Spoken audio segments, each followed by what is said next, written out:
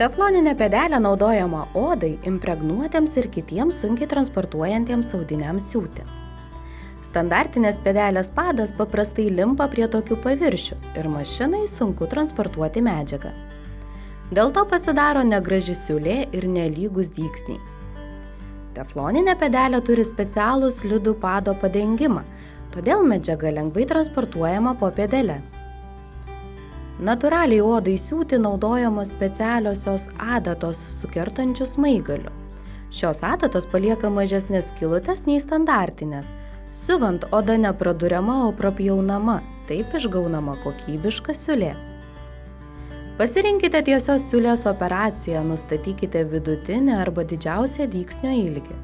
Tai yra svarbu, nes per trumpas dygsnio ilgis gali pažeisti medžiagą palei siūlę. Susmeigti tokias medžiagas galite palei siūlės užlaidą, nes kitaip gali likti žymės nuo smeigtukų. Taip pat 2 sluoksniams prilaikyti galima naudoti sąvaržėles, išimant jas siuvimo metu.